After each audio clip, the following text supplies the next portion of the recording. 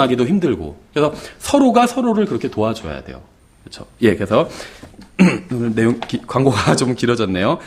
예, 저희가 오늘 살펴볼 하나님의 말씀은 데살로니가전서 5장 23절입니다. 데살로니가전서 5장 23절. 데살로니가전서 5장 23절. 예, 오늘 이 구절 하나를 뭐 자세히 강의하는 건 아니고요. 이제 이 구절에서 나온 어떤 개념을 가지고 이제 저희가 제목은 내 안에 있는 두 사람이라고 이렇게 잡았는데 두 본성에 대해서 한번 살펴보고자 합니다. 그러니까 오늘은 구원받은 사람이 이미 가지고 있는 두 가지에 대해서 살펴보려고 합니다. 한 가지는 좋은 것이고 한 가지는 좋지 않은 것이에요. 근데 이 두 가지는 우리가 계속해서 가지고 있게 될 것입니다. 새로운 본성은 영원히 가지고 있게 될 것이고 옛 본성은 주님께서 오실 때까지 우리가 갖고 있게 될 것입니다. 예, 찾으셨으면 한번 한 절이니까 다 같이 한번 받들어 읽겠습니다. 자, 시작.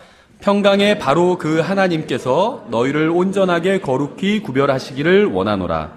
내가 하나님께 기도하여 너희의 온 영과 혼과 몸을 우리 주 예수 그리스도께서 오실 때까지 흠없이 보존해 주시기를 원하노라. 아멘. 성경에 보면 오늘 주제는 아니지만 사도 바울이 기도를 하는데 그 기도하는 내용이 나오는 경우들이 있어요. 그래서 주로 에베소서에 많이 나와 있는데 오늘 이 데살로니가 전서에도 나와 있죠. 다른 형제 자매를 위해서 무엇을 기도해야 되는지 그 본인을 보여주고 있는 것이죠. 예, 제가 잠깐 기도하겠습니다. 하나님 아버지, 주님의 말씀으로 인해서 감사드립니다. 주님의 말씀을 통해서 저희의 온 영과 혼과 몸이 모두 유익을 얻고 또 주님께서 원하시는 대로 성장해 나아갈 수 있도록 주님 역사해 주시기 원합니다. 이 시간을 통해서 오직 주님께서만 영광 받으시기 원합니다. 예수님의 이름으로 기도드렸습니다. 아멘. 여기서 이제 온전하게라는 말이 있는데 너희를 온전하게 거룩히 이렇게 하고 있죠. 근데 여기서 이제 온전하게는 이제 whole라는 단어입니다. W-H-O-L-L-Y. wholly. 전체, 모든 부분을 말하는 단어죠. 하나님께서는 우리의 모든 부분이 거룩해지기를 원하시는 거예요. 영과 혼은 이미 거룩해졌습니다. 영과 혼뿐만 아니라 몸까지도 모든 부분이 나중에 거룩해지겠죠. 근데 그것뿐만 아니라 지금 거룩해지기를 원하시는 거예요. 성경에 의하면 우리는 영과 혼과 몸으로 되어 있습니다. 그러니까 우리는 어떻게 보면 삼중적인 존재로 되어 있는 거죠. 근데 사람들은 몸, 혼, 영의 순서로 중요하게 여겨요. 성경은 항상 영, 혼, 몸 이 순서로 말씀하고 있는데 사람들은 몸을 거꾸로 몸을 가장 중요하게 여기고 그 다음에 혼이고 그 다음에 영 이런 순서로 중요하게 여긴다는 거죠. 이게 바로 이제 사람의 문제입니다. 그러니까 사람의 문제가 뭐냐면 하나님께서 중요하게 생각하시는 것과 순서가 정반대라는 거예요. 우리는 몸을 가장 중요하게 여기는 사회에 살고 있어요. 특히 한국 사회가 더 그렇죠. 많은 사람들이 외모에만 신경을 쓰고 세속 문화는 그런 걸 부추기고 있습니다. 사람들은 어떠한 모습으로 보이는가에만 중점을 둬요. 그래서 유튜브에서 어떤 동영상을 보니까 이제 그 외국인들한테 한국 문화를 알리고 뭐 보여주고 또 의견도 물어보고 이러한 짧은 동영상이었어요. 5분짜리. 근데 이제 진행하는 사람이 이제 외국인들과 인터뷰를 해요. 그래서 한국에서는 예를 들면 성형수술을 많이 하는데 여기에 대해서 어떻게 생각하냐. 그러니까 외국인들이 다 반응이 자기는 필요 없다고 생각한다. 그냥 나 자체로 충분히 개성이 있고 좋은 거지 왜 굳이 성형수술을 그렇게 많이 하는지 이해가 안 간다. 동영상 전반부는 다 그런 내용입니다. 그래서 저도 이제 그런 주제를 다루는 줄 알았어요. 한국 사람들은 성형수술을 많이 하는데 외국 사람들은 또 문화나 어떤 인식이 다르기 때문에 외모나 이런 거에 대해서 너무 집착하지 않고 그런 거를 알리는 동영상인가 보다 해서 전반부는 그런 내용이 있었는데 인터뷰하는 사람들 다 똑같은 얘기를 해요. 외국 사람들이. 후반부는 갑자기 분위기가 달라져요. 어떤 거냐면 그 진행자가 사진을 보여줘요. 사진에는 이제 대부분 예쁘게 생긴 여자의 사진이었어요. 보여주면서 어떻게 생각하냐고 하니까 뭐 괜찮은 것 같다. 다 반응이 그래요. 그리고 또 다른 사진을 보여주는데 그 예쁘게 생긴 여자의 성형하기 전의 모습이에요. 그걸 보여주니까 다 깜짝 놀라는 거예요. 외국인들이. 그래서 분위기가 성형하는 게 이해가 간다는 분위기예요. 당신도 기회가 있으면 하겠냐 했을 때 처음에 전반부에선 공짜로 성형수술 시켜주면 하겠냐 했을 때 안 한다. 외국인들 대부분 그랬어요. 그런데 그 다음부터 그 사진을 보여주니까 하기 전과 하고 난 이후를 보여주니까 다 하겠다는 거예요. 해볼만 하다는 거예요. 그렇죠. 그게 이 세상의 관점이라는 거죠. 그렇죠. 그러니까 사람들은 외모에 집중하는데 지금 그 어느 때보다도 지금 이 세상, 뭐 우리나라나 외국 할 거 없이 다 외모를 중요하게 여긴다는 거죠. 그러니까 내면을 가꾸기보다 외면에만 신경을 씁니다. 그러니까 성형수술 받아서라도 더 나은 외모를 만드는 것이 중요하다고 생각한다는 거예요. 또 사람들은 인간의 외모를 찬양하고 외모의 영광을 돌립니다. 그렇죠. 외모의 영광을 돌려요. 그래서 무슨 미인대회 1등 하면 막 하나님께 영광 돌린다고 그러고, 하나님의 영광과 전혀 관련이 없는데 그거는. 인간의 육체를 숭배하는 세상은 하나님의 자녀들에게도 많은 영향을 미쳤습니다. 그러니까 이 세상만 외모에 관심을 갖는 게 아니라 이 세상이 하나님의 자녀들에게도, 구원받은 사람들에게도 굉장히 많은 영향을 미쳤다는 거예요. 그래서 구원받은 많은 사람들도 이 세상 사람들처럼 외모, 즉 육신을 가장 중요하게 생각하게 되었다는 겁니다. 그렇죠? 사람이 예수 그리스도를 믿고 구원받는 순간에도 육신은 전혀 변하지 않아요. 이게 문제인 것이죠. 육신은 언제나 육신인 겁니다. 성령님께서 우리 안에서 일하실 때도 육신은 전혀 협력하지 않습니다. 구원받은 사람이라 할지라도. 육신은 성령님께 순종하지 않고 오히려 대항을 합니다. 구원받은 이후에도 육신은 우리 안에서 일하시라는 성령님을 끊임없이 대적해요. 우리가 육신에 대해 제대로 이해하지 못하기 때문에 하나님을 기쁘시게 하는데 실패하는 겁니다. 하나님께서는 우리의 영을 원하십니다. 우리의 혼도 원하세요. 그뿐만이 아니라 우리의 육신, 몸도 원하신다는 겁니다. 영과 혼과 몸은 서로 간에 큰 영향을 끼치고 있어요. 문제는 우리의 몸과 영과 혼의 문제가 뭐냐면 우리의 몸이 우리의 영과 혼에 지대한 영향을 끼친다는 거예요. 우리가 구원받고 거듭났지만 우리의 친척이나 이웃이나 직장 동료는 우리에게 어떤 변화가 일어나는지 알지 못해요. 왜냐하면 1차적으로 육신을 보기 때문에. 평균적인 하나님의 자녀와 평균적인 세상 사람들이 크게 다르지 않은 삶을 살고 있기 때문에 우리 주변에 있는 사람들이 우리가 구원받았음에도 불구하고 우리를 특별하게 생각하지 않는다는 거예요. 그렇죠. 하늘나라로 가는 평균적인 사람과 지옥으로 가는 평균적인 사람의 삶이 크게 다르지 않기 때문에. 그렇죠. 그러니까 왜 그리스도인들이 뭐 더 쉽게 말하면 왜 내가 내 주위에 있는 구원받지 못한 사람들에게 영향을 끼치지 못하는지 아세요? 그 사람들의 삶과 저의 삶이 크게 다르지 않기 때문에. 그렇죠. 물론 주일 오전에는 약간 다르죠. 근데 그게 하나님의 백성과 이 세상 사람들의 차이점의 거의 전부라는 거예요. 불행하게도. 그렇죠. 그러니까 똑같은 삶을 살다가 주일 오전에는 한 사람은 교회 가고 한 사람은 산으로 등산하러 가고 갔다 와서는 또 똑같아진다는 겁니다. 이게 문제라는 거예요. 구원받은 대부분의 사람들의 문제는 자신이 받은 구원을 오해하고 있다는 겁니다. 구원받은 대부분의 사람들은 죽으면 하늘나라에 가는 것이 구원의 전부라고 생각해요. 대부분, 여러분 주위에 있는 구원받은 교회 다니는 사람들 대부분은 그게 전부라고 생각한다는 거죠. 예수님께서 구원해 주셨기 때문에 죽어서 하늘나라에 간다고 말하는 성경 구절은 하나도 없습니다. 물론 이 말은 사실이에요. 그렇죠. 예수님께서 구원해 주셔서 우리는 죽으면 하늘나라에 갑니다. 근데 정확히 그렇게 말씀하고 있는 성경 구절 하나도 없다는 거예요. 마찬가지로 예수님께서 구원해 주셨기 때문에 지옥에 가지 않는다는 말씀도 성경에는 없어요. 물론 이것도 사실이지만 성경은 그런 식으로 말씀하고 있지는 않다는 겁니다. 성경은 그리스도께서 우리의 죄들로 인해 죽으셨다고 말씀하고 있어요. 그렇죠. 성경은 하나님께서 우리를 지옥으로부터 구원하셨다고 하지 않고 죄들로부터 구원하셨다 이렇게 말씀하고 있어요. 그러니까 우리가 구원받았기 때문에 지옥에 가지 않는 것, 이거는 사실이에요. 근데 예수님께서 우리를 지옥으로부터 구원하셨다 이런 말은 성경에 없다는 거예요. 이상하게도. 우리를 죄들로부터 구원하셨다. 성경이 이렇게 말씀하고 있다는 거죠. 예수 그리스도를 믿음으로 받는 구원은 단순히 죽어서 지옥에 가지 않고 하늘나라에 가는 것 그 이상의 의미가 있다는 겁니다. 만약 성경이 말씀하시는 구원이 이 세상에서 의롭게 사는 방법과는 관계가 없고 죽어서 하늘나라에 가는 것만 의미한다면 그러한 구원은 우리의 삶과 아무런 관련이 없을 거예요. 그렇죠? 죽어서 하늘나라에 가는 것이 구원의 전부라면 그러한 구원은 가정생활이나 아이들을 양육하는 데 아무런 도움이 되지 못할 것이고 이 세상에서 의롭고 깨끗하게 사는데도 아무런 도움이 되지 못할 겁니다. 예수님께서 우리를 구원하신 것은 단순히 죽어서 하늘나라에 가게 하기 위해서 구원하신 게 아니에요. 그건 구원의 목적이 아닙니다. 구원하시니까 그냥 딸려오는 부록이에요. 그러니까 우리가 예수님을 믿고 죽어서 하늘나라에 가는 것, 지옥에 가지 않는 것, 이거는 구원의 목적이 아니라 부록이라는 거예요. 부록. 그렇죠. 저희 규리도 최근에 2번째 생일을 맞았거든요. 그래서 그 선물을 샀어요. 선물을 이제 포장지에 싸서 줬더니 그걸 이제 그걸 뭔지를 모르는 거예요. 그래서 포장을 제가 대신 풀러줬는데 포장지를 갖고 막 좋아하고 있어요. 선물을 그냥 두고. 예. 근데 이제 뭐 그럴 수도 있겠죠. 적당한 선물 박스가 없어서 홍삼 세트 그런 박스에 담아서 줬거든요. 그건 두고 포장지를 갖고 막 좋아해요. 우리가 그러고 있다는 거예요.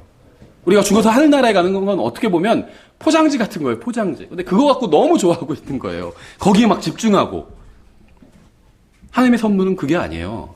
영원한 생명, 예수 그리스도를 알아가고 예수님과 영원히 함께 있는 것. 이게 선물이에요. 그 영원한 생명, 죽어서 하늘나라에 가는 것. 이거는 포장지에 불과할 수 있다는 거예요. 예수님과 영원히 교제하기 위해서 그냥 필요한 거예요. 부가적으로 필요한 것이지. 그게 본질은 아니라는 겁니다. 그렇죠. 예수님께서는 우리가 죽어서 하늘나라에 가는 것은 물론이고 이 세상에서 제대로 살게 하기 위해서 구원하셨습니다. 성경이 말씀하시는 구원은 죽어서 하늘나라와 이 세상에서 제대로 사는 것 모두를 포함하고 있는 거예요. 그러니까 이 세상에서 예수님처럼 사는 것, 이걸 포함하고 있다는 거죠. 성경이 말씀하시는 구원으로 인해서 얻는 유익은 단지 죽어서 하늘나라에 가는 것만이 아니라 이 세상에서 살 때 가정생활과 자녀 양육, 언어생활, 행동 이런 것에 엄청난 유익을 얻게 되는 겁니다. 어떤 유익이냐 하면 예수님처럼 할 수 있게 되는 거예요. 대부분의 교회들이 하나님의 말씀을 버리고 세상적이 되었고 사교나 어떤 친목을 도모하는 곳으로 변질돼 버렸어요. 더 이상 우리 주 예수 그리스도의 복음을 전하지도 않고 관심을 갖지도 않습니다. 원인이 무엇인지 아세요? 예수님을 믿고 구원은 받았지만 죽어서 하늘나라에 가는 게 구원의 전부라고 생각하기 때문에 그러니까 이 세상에서의 삶에 관해서는 관심을 갖지 않게 되었다는 거죠. 근데 그런 것은 성경이 말씀하시는 구원이 아니에요. 성경이 말씀하시는 구원은 죽어서 하늘나라에서만 의롭고 영광스럽게 사는 것이 아니라 살아서 이 세상에서도 그렇게 사는 거예요. 그렇게 할 수 있다고 말씀하고 있어요. 왜냐하면 예수님께서 이 세상에 계실 때 영광스럽게 사셨기 때문에 의롭게 사셨기 때문에 근데 그분 안에 계신 성령님께서 구원받은 우리 안에도 계시기 때문에 우리도 그렇게 살 수 있다는 겁니다. 하늘나라에 가서 황금길을 걸을 때만 어떤 의로운 마음으로 걷는 것이 아니라 이 세상에서도 우리가 그렇게 할 수 있다고 말씀하시는 것이 바로 성경이 말씀하시는 구원이에요. 그렇죠. 왜냐하면 구원은 다시 태어나는 게 구원이죠. 거듭나는 게 구원이에요. 그러니까 영적인 출생이 구원입니다. 근데 하늘나라에 가면 그때 딱 출생하는 것이 아니라 예수님을 믿는 순간 영적으로 태어나게 되는 거예요. 그럼 예수님, 하나님의 자녀가 되는 것이고 하나님처럼 살 수 있게 된다는 거예요. 하나님의 영을 통해서. 여러분은 영과 혼과 몸을 가지고 있습니다. 고린도전서 5장에서는 주 예수 그리스도의 날에 여러분의 영이 구원받는다고 말씀하고 있어요. 히브리서 10장에서는 우리가 혼의 구원에 이르는 자들에게 속했다 이렇게 말씀하고 있죠. 그래서 혼의 구원이란 말이 성경에 나오죠.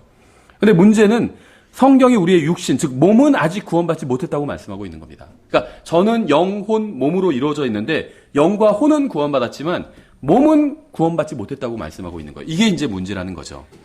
이게 무엇을 의미하는지 아세요? 이건 여러분이 얼마나 신실하든 상관없이 여러분이 신실하고 경건한 만큼 다른 한편으로는 세상적이고 육신적이고 마귀적이라는 거예요. 육신을 가지고 있기 때문에. 동일한 자리에 앉아서 동일한 성경을 보고 동일한 옷을 입고 있는 같은 사람이 한편으로는 신실하고 경건하고 다른 한편으로는 세상적이고 육신적이고 마귀적이라는 겁니다. 그렇죠. 뭐 지킬 박사 하이드시 뭐 이런 게 다 성경에서 나온 거예요. 두 가지 본성을 가지게 되었다는 거예요. 그리스도인이 구원받은 사람이. 그렇죠. 한 사람은 완전히 서로 다른 것을 원하고 있다는 거예요. 내 안에 있는 두 사람이. 만약 여러분이 이러한 사실을 알지 못한다면 절대로 죄를 이기고 승리할 수 없게 됩니다. 여러분의 원수는 외부에 있는 다른 사람이 아니라는 거예요. 성경 어디에서도 외부에 있는 다른 사람이 너의 원수다 이렇게 말씀하신 적이 없어요. 구원받은 하나님의 자녀들에 대해서는. 그렇죠. 마귀가 우리의 원수죠. 세상이 우리의 원수예요. 근데 가장 강력한 원수는 내 안에 있는 옛사람인 겁니다. 옛사람. 그래서 여러분의 가장 강력한 원수, 여러분이 대적하고 싸워야 될 원수는 바로 여러분이 거울을 보면 여러분을 바라보고 있는 바로 그 사람이란 거예요. 여러분의 원수는 여러분에게 술을 권하거나 팔아먹는 사람이 아닙니다. 여러분의 원수는 여러분이 지금 입고 있는 옷을 입고 있는 바로 그 사람이란 거예요. 여러분과 저의 원수는 우리가 구원받은 바로 그 순간부터 우리를 예수님과 멀어지게 하려고 애쓰는 바로 그 사람입니다. 저는 구원받고 나서 주 예수 그리스도를 위해서 살고자 했습니다. 근데 그럴 때마다 저를 방해하던 원수가 있었어요. 바로 저 자신이라는 거예요. 저는 여러분의 원수가 누구인지 알고 있어요. 여러분을 걸려 넘어지게 하는 사람, 성장하지 못하게 하는 사람, 여러분이 주님을 위해서 사는 것을 막는 사람, 그 사람이 누군지 알고 있습니다. 그 사람은 여러분의 이웃이 아니에요. 남편도 아니고 아내도 아니고 부모님도 아니고 시부모님도 아니고 직장 상사도 아니고 동료도 아니고 사장님도 아니고 여러분이 처한 상황도 아니에요. 그런 것은 본질적인 문제가 아닙니다. 저의 문제는 바로 저의 육신이에요. 여러분의 문제는 바로 여러분의 육신입니다. 저 사장님을, 남편을 십자가에 못 박으라, 그런 말 성경에 없어요. 아내를 십자가에 못 박으라, 그런 말 성경에 없습니다. 나의 육신을 십자가에 못 박으라는 그런 말은 성경에 있죠. 저의 원수이기 때문에.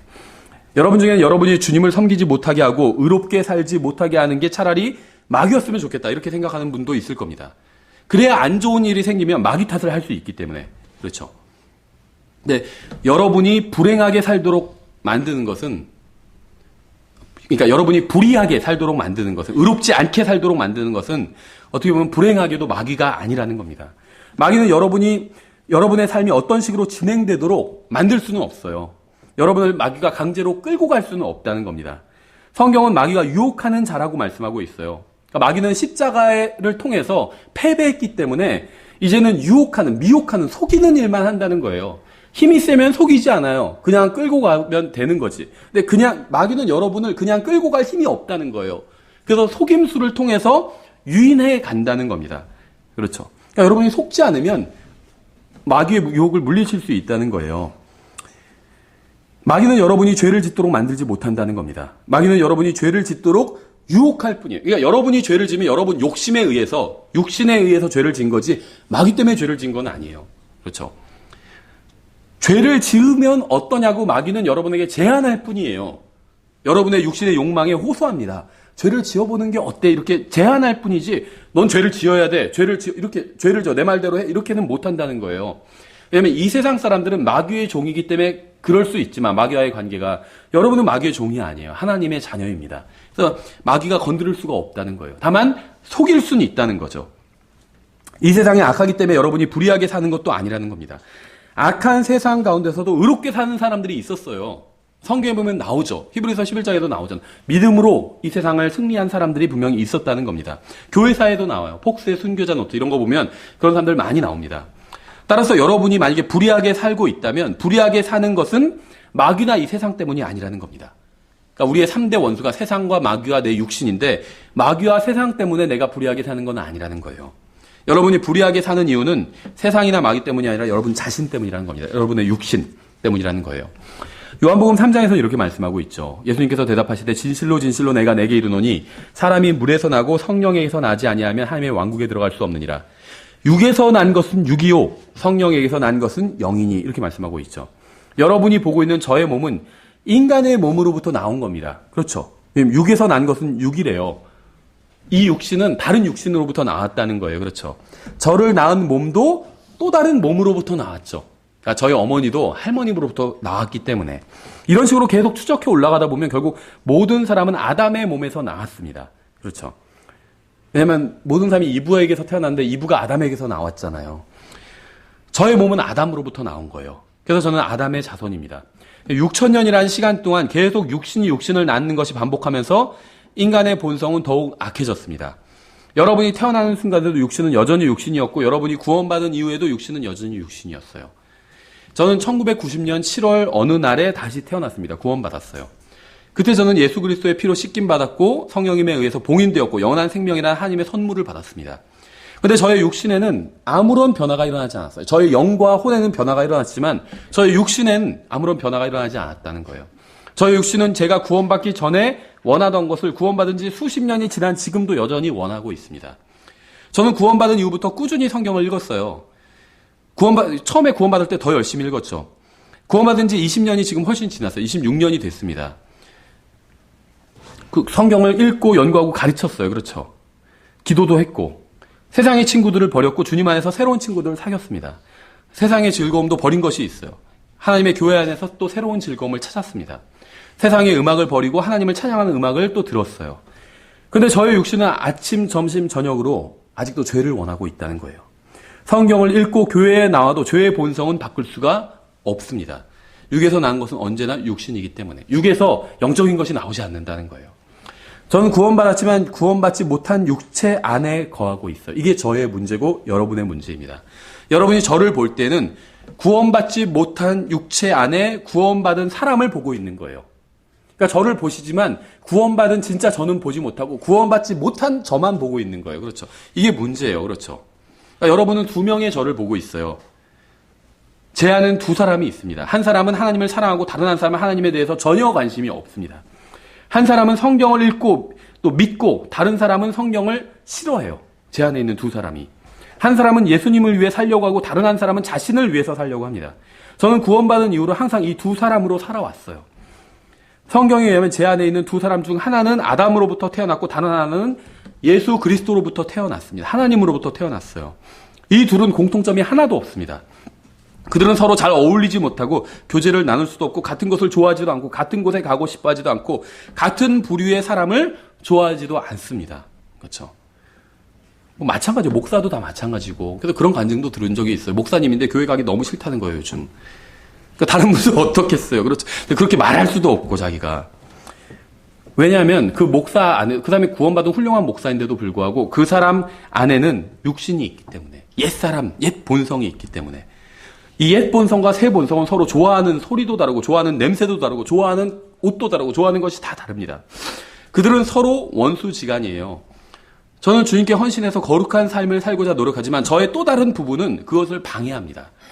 그래서 저의 삶이 망가져버리는 거예요. 엉망진창이 돼버리는 것이고. 여러분도 마찬가지예요. 우리가 죽어서 하늘나라에 가는 것은 구원의 결과입니다. 구원의 목적이 아니라 그냥 결과예요. 성경이 말씀하시는 구원은 그보다 훨씬 더 놀라운 것입니다. 성경이 말씀하시는 구원은 이 세상에서 예수 그리스도처럼 사는 것이에요. 구원 받자마자 예수님처럼 사는 그 삶을 시작하는 것. 이것이 성경이 말씀하시는 구원입니다. 그래서 우리가 구원받으면 하나님의 아들이 되었다고 하잖아요. 그렇죠. 구원받으니까 지옥에 가지 않게 되었다. 이렇게 말씀하시는 성경 구절은 없어요. 그건 당연한 거고 구원받아서 하나님의 아들이 되었다는 거예요. 하나님의 구원의 목적이 뭔지 아시겠죠? 하나님의 아들처럼 우리가 사는 거예요. 하나님께서는 우리를 구원하시는 목적이 그냥 영원히 살게 하는 것. 이것이 아니라 예수 그리스도처럼 그런 마음을 가진 사람들이 늘어나는 것. 이게 하나님의 목적이에요. 그렇죠. 그래서 성경이 말씀하시는 구원은 이 세상에서 예수 그리스도처럼 사는 것입니다. 죄와 마귀와 세상에 완전히 승리하는 거예요. 오늘날 많은 복음적인 교회의 문제점은 사람들이 예수님을 믿고 구원받아 죽어서 하늘나라에 가는 것으로 이걸로 만족한다는 거예요. 이게 교회의 문제라는 겁니다.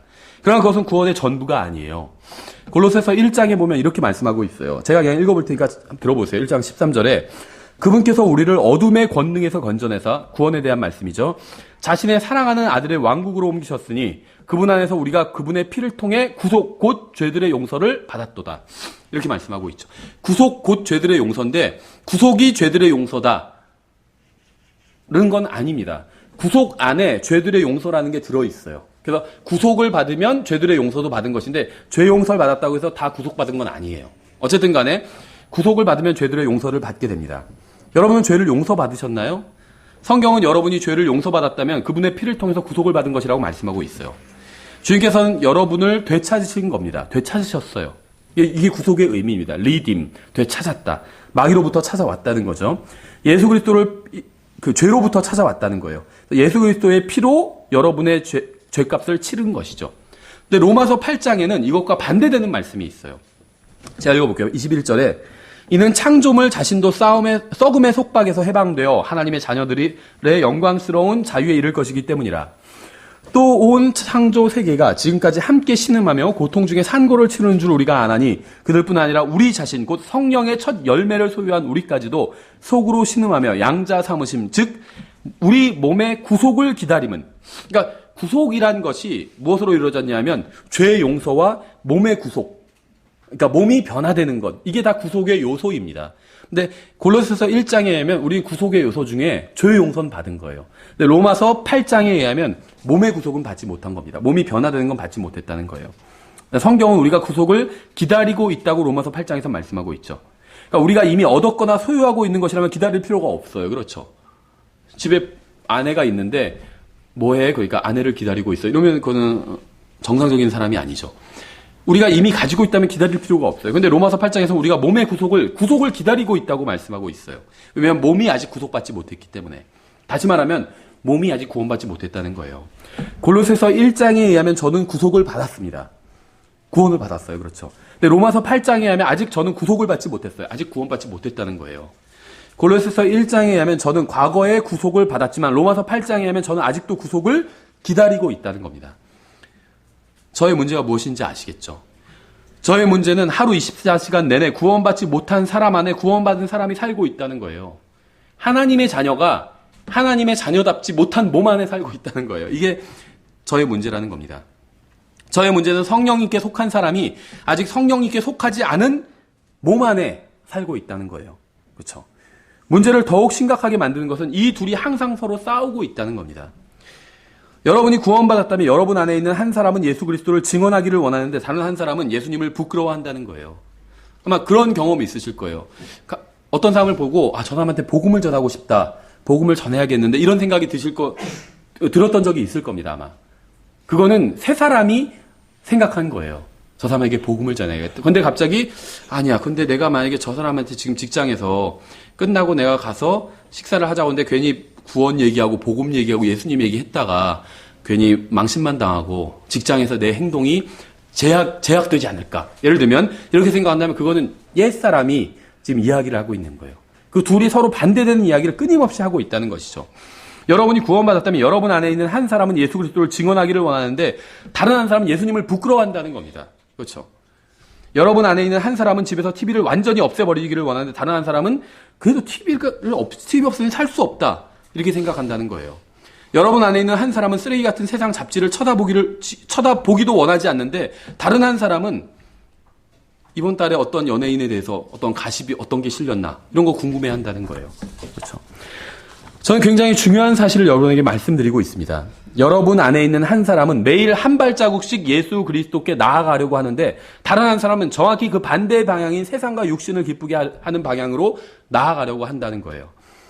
평범한 대부분의 하나님의 자녀들은 평생 이 두 방향 사이에서 왔다 갔다 하는 그런 반복하는 삶을 살아가고 있습니다. 한 발자국 주님께로 나아갔다가 다시 세상으로 나아가고 한 발자국 주님께 갔다가 다시 한 발자국 세상으로 가는 것. 이거 끊임없이 이걸 반복하고 있다는 거예요. 대부분의 구원받은 사람들이. 그러면서 무슨 생각하는지 아세요? 내가 마귀와 싸우고 있다. 이렇게 생각해요. 그런데 대부분의 경우에 여러분은 마귀와 싸우고 있는 것이 아니라 자발적으로 마귀에게 협력하고 있는 거예요. 그렇죠?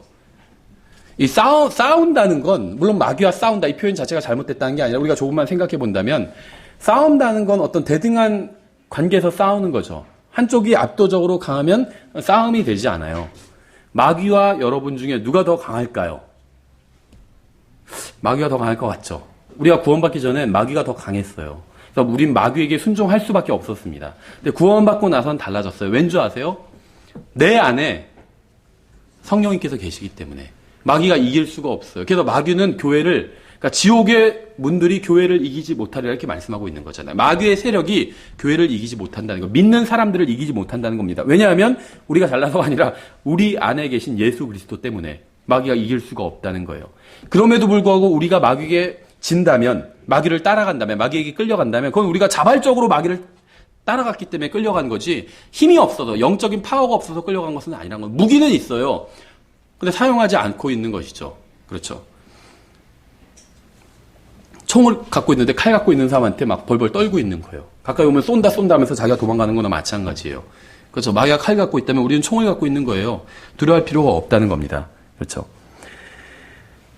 모세는 마귀를 섬기는 사탄적인 파라오의 궁에서 세상적인 교육을 받으면서 자랐지만 하나님과 동행하는 삶을 살았어요. 그게 가능하다는 거예요. 히브리서 11장에서 모세에 대해서 그렇다고 증언하고 있죠. 다니엘은 어떤가요? 마귀적이고 미신적인 바벨론에서 살았지만 진실한 마음으로 하나님을 섬겼습니다. 그러니까 주변 상황이 중요하긴 하지만 그것이 결정적인 것은 아니라는 겁니다. 교회에 육신적인 사람들이 너무 많아서 하나님을 섬기지 못하겠다고 하는 사람들도 있어요. 하지만 사무엘을 한번 생각해 보세요. 성전에서 음행을 일삼는 두 형제와 함께 살았지만 진짜 형제는 아니지만 엘리 밑에서 같이 자랐잖아요. 이 사람들은 성전에서 음행을 하던 사람들이에요. 그 사람들과 함께 살았지만 하나님과 동행하며 섬기는 데는 아무런 문제가 없었다는 거죠. 세상이나 주위 사람들이나 상황을 탓하지 마십시오. 저의 문제는 저의 외부에 있지 않고 저의 내부에 있어요. 우리는 세상을 바로잡는 게 아니라 자기 자신을 바로잡아야 됩니다. 그게 우리의 부르심이에요. 하나님께서 우리가 세상을 변화시켜라 바로잡으라 하신 적이 없어요. 막 데모하고 그럴 필요가 없다는 거예요. 그렇죠? 우리 자신을 바로잡기를 원하시는 거예요. 하나님께서는. 세상이 잘못된 방향으로 가는 것이 여러분의 문제가 아닙니다. 그렇죠? 이 세상 교육 시스템이나 제도나 법이 문제가 아니라는 거예요. 여러분에게 문제를 일으키는 게 누구인지 아세요? 거울을 보면 나오는 바로 그 사람이 여러분에게 문제를 일으키는 사람이라는 거예요. 거울 속에 있는 그 사람에게 항의하고 그 사람을 책망해야 돼요. 다른 사람에게 항의하지 말고. 다른 누구도 아닌 바로 그 사람이 여러분을 망치는 사람이기 때문에 그 사람이 바로 여러분의 시간을 낭비하는 세상에서 여러분을 가장 괴롭히는 사람입니다. 거울을 보면 나오는 그 사람이. 여러분을 망치는 여러분 안에 있는 그 사람이 어디서 왔는지 아세요? 아담에게서 나왔어요. 아담에게서. 아담이 죄를 지을 때 생긴 타락한 그 성품이 그대로 여러분 안까지 전수된 겁니다. 그걸 죄의 본성이라고 부르죠. 그게 바로 옛사람인 거예요. 그 성품은 여러분이 태어날 때부터 여러분과 함께 있었고 단 한 번도 여러분을 떠난 적이 없습니다. 주님께서 오실 때까지 여러분이 죽을 때까지는 단 한 번도 여러분을 떠나지 않을 겁니다. 그는 여러분이 태어날 때부터 함께 했던 단짝 친구지만 여러분이 영적으로 성장한 것을 끊임없이 방해하며 막는 그런 악한 친구라는 것이죠. 성경은 에베소서 5장에서 지금까지 아무도 자기 육체를 미워한 적이 없다고 말씀하고 있어요. 이게 우리의 문제예요. 물론 이제 이 말씀의 문맥은 아내를 사랑하는라는 그 말씀의 문맥이죠. 그래서 아내를 사랑하는데 얼마큼 사랑하냐? 자기 몸처럼 사랑해라 이렇게 말씀하고 있죠. 그러면서 그 말씀을 하는 근거가 무엇이냐면 아무도 자기 육체를 미워한 적이 없다. 정상적인 사람이라면 자기가 막 자해하고 있는 사람이라면 그다음 정상인이 아니죠. 정신병원에 보내야 돼요. 그렇죠. 근데 일반적인 보통 사람은 좋은 사람이든 나쁜 사람이든 자기 육체를 미워하는 사람이 없어요. 그렇죠. 그래서 성경에서는 자기 몸처럼 사랑하라는 거예요. 다른 사람을, 아내를. 그렇죠. 그런데 그건 이제 긍정적인 면으로 그 인간의 어떤 본성을 설명한 것이고 이게 다른 한편으로는 우리의 문제가 된다는 거예요.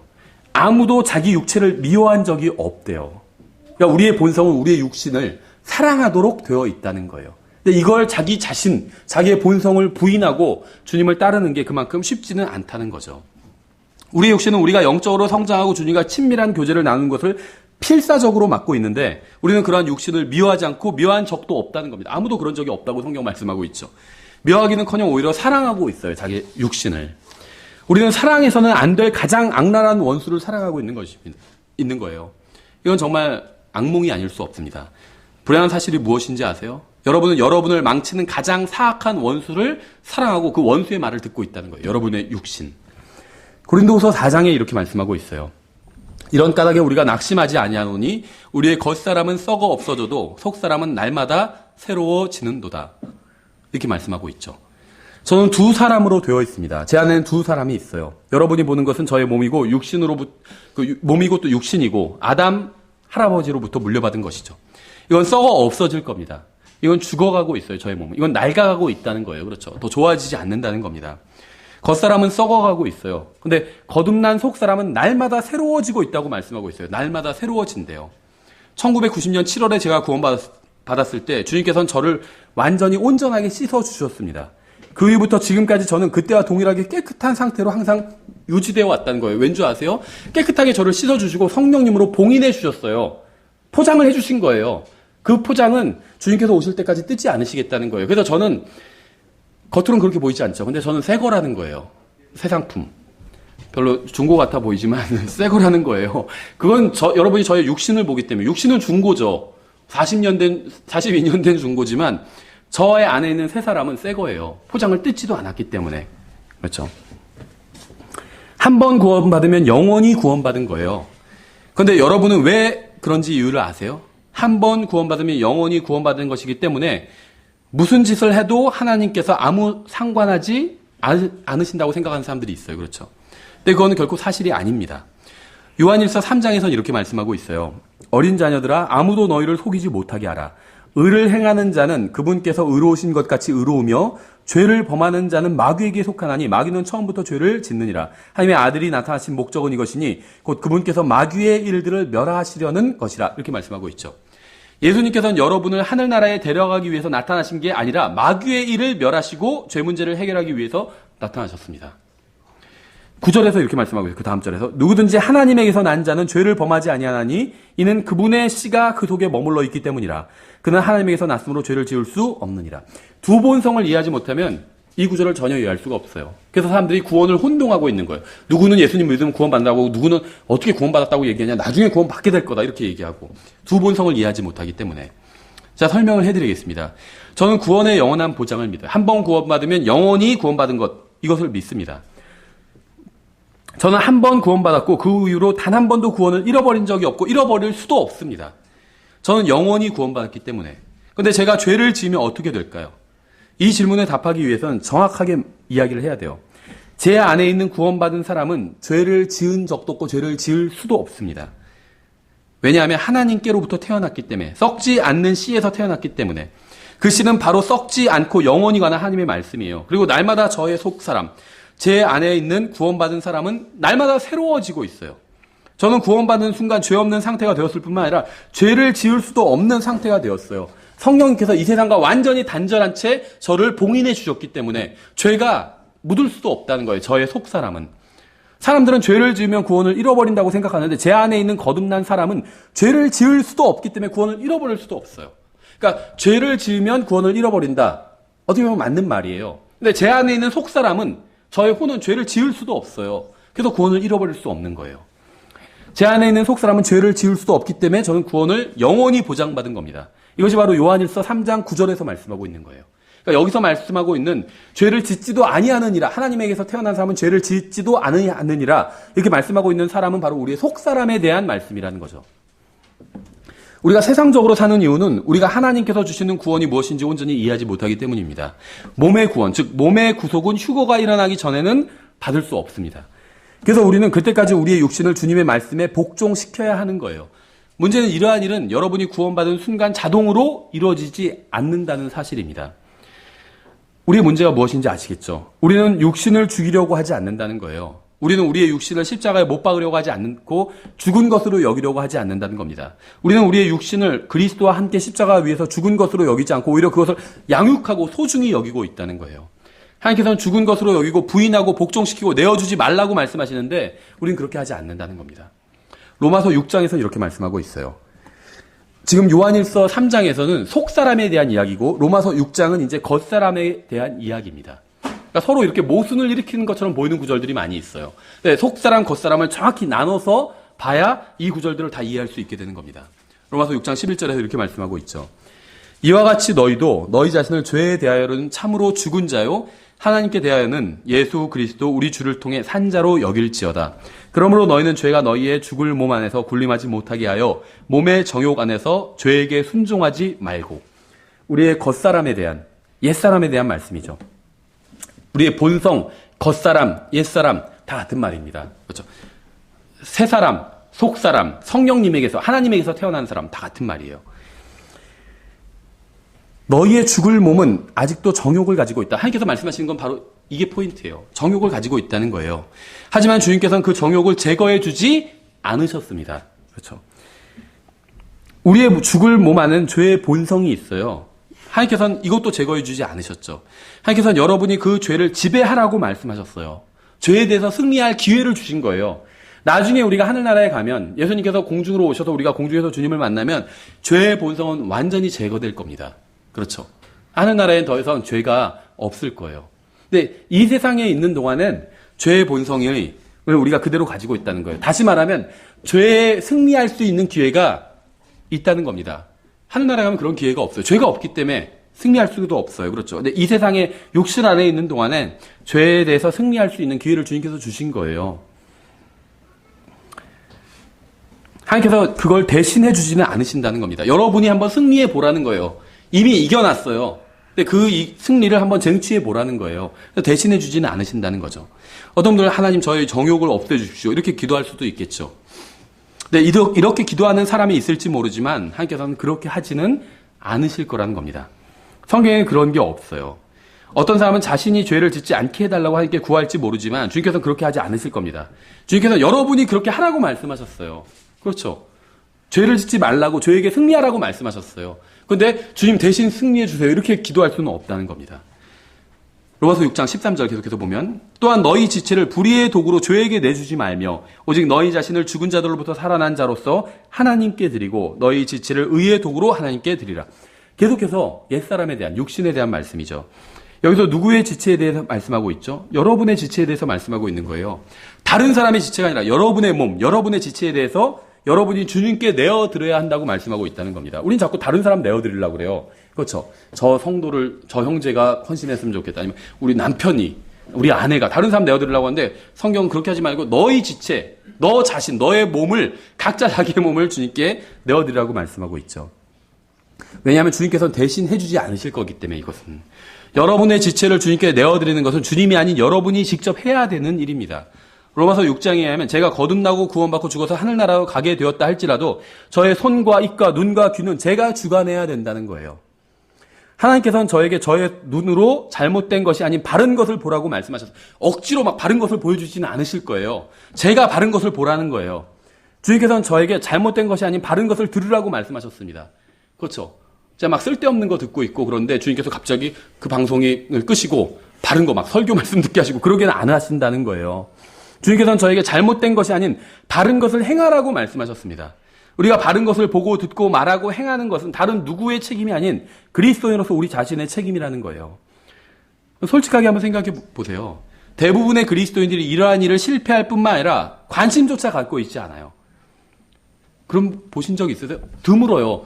내가 어떻게 하면 바른 것을 말하고 보고 듣고 행하고 할 수 있을까? 그런 거 고민하는 사람 거의 없어요. 그렇죠?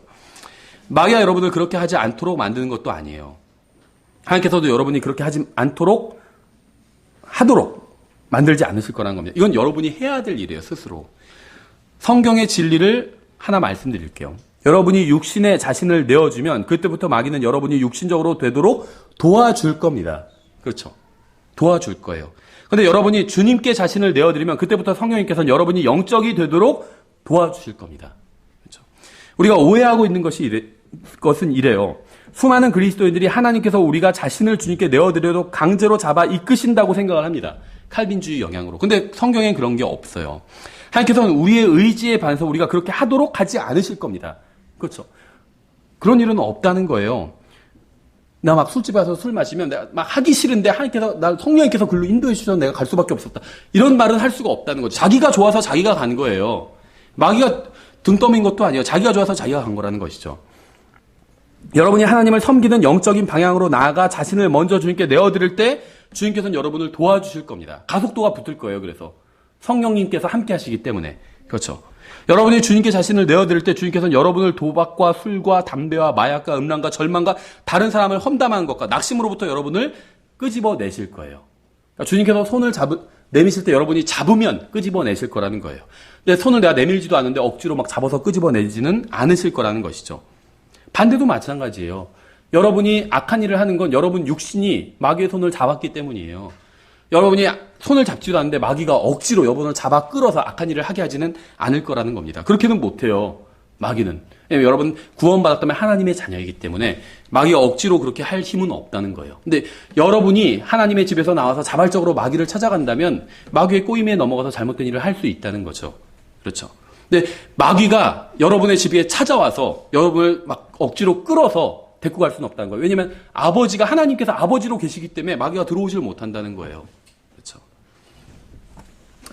죄는 우리의 인생을 망쳐버립니다. 여기서 말하는 인생이 망가졌다는 건 세상에서 실패했다, 월급이 적다, 좋은 대학에 가지 못했다 이런 얘기가 아니에요. 하나님과 친밀한 교제를 나누지 못하는 상태가 됐다는 거예요. 구원받은 사람의 인생에 있어서 망가져 버렸다는 건 하나님과 친밀한 교제를 나누지 못하게 됐다는 게 인생이 망가진 거예요. 근데 죄가 그렇게 만든다는 겁니다. 죄가. 우리의 문제는 외부로부터 오는 게 아니라 내부에, 즉 우리 자신 안에 있습니다. 사람들이 구원받지 못하는 이유는 구원받을 수 있는 방법이 없기 때문이 아니라 구원받기를 원하지 않았기 때문이에요. 그렇죠. 누구든지 원하면 예수 그리스도를 받아들이고 구원받을 수 있어요. 그렇죠. 과거 어느 날 하나님께서는 제 마음 깊은 곳을 보시고 예수 그리스도를 구원자로 받아들이고 싶어하는 간절함을 보시고 저의 혼을 구원해 주셨습니다. 여러분도 마찬가지예요. 구원받기 정말 싫은데 하나님께서 구원해 주셨다. 그런 일은 일어나지 않아요. 하나님의 진리의 말씀을, 하나님의 빛을 내가 받아들이고 나니까 나도 구원받고 싶어요. 너무. 그래서 하나님께서 저를 구원해 주신 거예요. 그런데 그리스도인으로서 그리스도처럼 사는 삶도 마찬가지입니다. 간절히 구원받기 원하는 사람이 구원받을 수 있는 것처럼 간절히 그리스도인의 삶을 살기 원하는 사람이 그러한 삶을 살 수 있다는 거예요. 생각해보세요. 나는 왜 그리스도인처럼 살지 못할까? 간절함이 없기 때문이에요. 여러분이 그러한 삶을 원한다면 여러분 그런 삶을 살 수 있다는 겁니다. 왜냐하면 여러분이 구원받았다면 여러분 안에 성령님께서 계시기 때문에. 여러분이 원해서 성령님께 자신을 내어드리면 성령님께서 여러분을 도와주실 것입니다. 여러분이 원하지도 않는 것을 하나님께서 억지로 주지는 않으실 거예요. 오늘날 많은 그리스도인들은 세상만큼 세상적이지만 않으면 괜찮다고 생각하는 경향이 있어요. 그러니까 세상만큼만 타락하지 않으면 된다고 생각을 합니다. 그렇죠? 그러니까 내가 좀 세상을 약간 사랑하는 면이 있지만 그래도 저런 완전 세상처럼 막 나가는 건 아니니까 그 정도면 되지 않냐 이렇게 생각한다는 거예요. 근데 우리의 기준이 타락한 세상이 되어서는 안 된다는 겁니다. 이 세상은 하나님께서 불로 다 살라서 없애버리실 거예요. 이 세상을 따르는 사람들도 다 불호수에 던져버리실 겁니다. 그러니까 그게 기준이 되어서는 안 된다는 거예요. 그렇죠? 우리의 기준은 세속적인 잡지나 TV나 타락한 교회가 아닙니다. 우리의 기준은 성경이어야 돼요. 우리가 그래서 저 교회보단 제대로 하잖아. 이것도 우리의 기준이 되어서는 안 된다는 거예요. 우리의 기준은 성경이 되어야 됩니다. 성령님이 되어야 돼요. 우리의 기준은. 술에 대한 우리의 기준은 성경입니다. 성경은 술을 쳐다보지도 말라고 말씀하고 있어요. 그렇죠? 세상이나 잡지나 TV가 아닌 이 말씀이 술에 대한 기준이 돼야 돼요. 쳐다보지도 말라는 말씀이.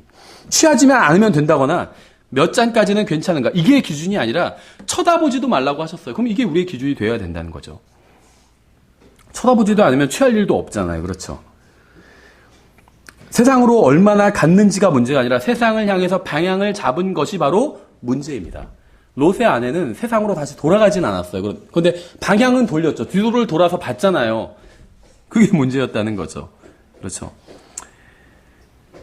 제가 주님의 구원을 향해서 방향을 잡았음에 저는 감사합니다. 제가 세상이 아닌 교회를 향해서 방향을 잡았음에 감사해요. 제가 세상 친구들이 아니라 하나님의 백성들을 향해서 방향을 잡았음에 감사합니다. 그러면 넘어져도 하나님의 백성들 사이에서 넘어지고 세상이 아닌 교회에서 넘어지게 되겠죠. 여러분은 언젠가 넘어지게 될 겁니다. 여러분이 어느 방향으로 향하건 간에 여러분 반드시 넘어지게 될 거예요. 다만 여러분이 바른 곳을 향해서 있다면 넘어져도 그 방향으로 넘어지게 되겠죠. 성경은 다윗이 죄를 짓지 않은 사람이라고 말씀하고 있지 않아요. 그가 비록 죄를 짓긴 했지만 하나님을 추구하던 하나님의 마음을 따라가던 사람이었다고 말씀하고 있어요. 그렇죠? Man after God's own heart 이렇게 말씀하고 있어요. 하나님의 마음을 따라가던 사람이래요. 옛날 성경에 하나님께 합한 자 이런 식으로 했는데 번역을. 바울은 넘어져도 하나님을 향해서 하나님의 길 위에서 넘어졌던 거예요. 그렇죠? 고린도전서 3장에서는 이렇게 말씀하고 있어요. 아무도 이미 놓은 기초 외에 능히 다른 기초를 놓을 수 없나니 이 기초는 곧 예수 그리스도시니라. 그런데 만일 어떤 사람이 이 기초 위에 금이나 은이나 보석이나 나무나 건초나 짚을 세우면 각 사람의 일이 드러나리라. 그날이 그것을 밝히 드러내리니 이는 그것이 불에 의해 드러나고 그 불이 각 사람의 일이 어떤 종류인지 그것을 시험할 것이기 때문이라. 죽어서 하늘나라에 가는 것으로 만족하는 사람이 있습니다. 그런데 죽어서 하늘나라에 가면 그리스도의 심판석 앞에 서게 될 거예요. 그렇죠? 그리고 거기서 자신을 위해서 했던 모든 일들이 불타버리는 것을 보게 될 것입니다. 하나님께서는 여러분이 한 모든 일들을 불에 넣어 보실 거예요. 자신이 주님을 위해서 많은 일을 했다고 자랑하는 사람들이 있어요. 그럴 수도 있고 아닐 수도 있겠죠. 그런데 주님을 위해서 얼마나 많은 일을 했는가보다 더 훨씬 중요한 일이 있어요.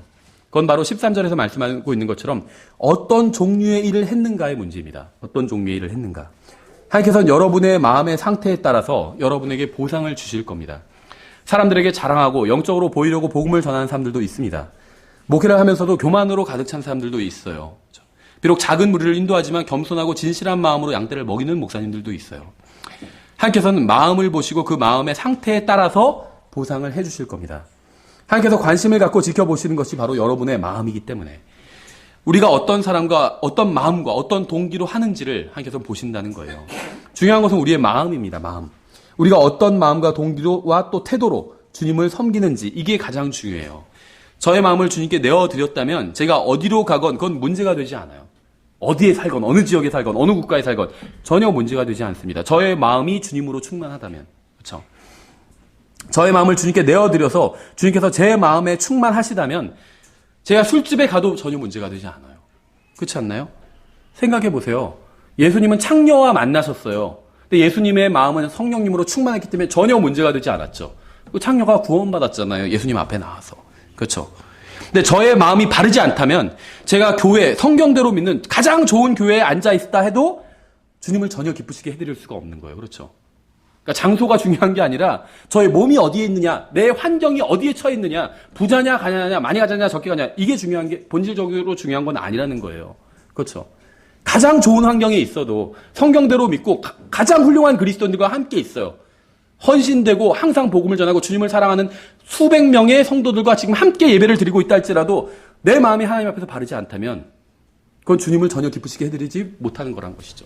근데 내 주위에 있는 사람들이 다 하나님을 싫어해요. 미워해요. 다 대적해요. 그래도 내가 내 마음을 주님께 내어드려서 성령님으로 충만하다면 나 하나님과 바른 관계에 있는 것이고 하나님을 기쁘게 해드릴 수 있는 거예요. 그게 누구였죠? 성경에 보면 예수님이었잖아요.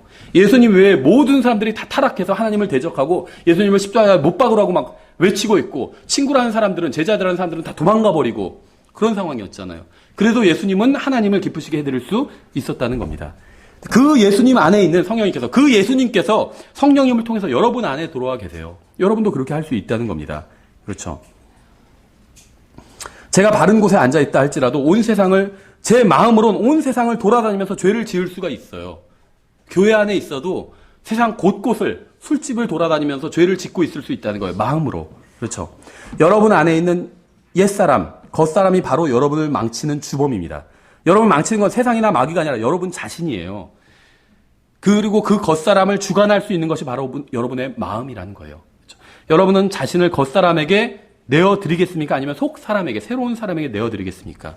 옛사람에게 내어드리겠습니까? 아니면 새사람에게 내어드리겠습니까?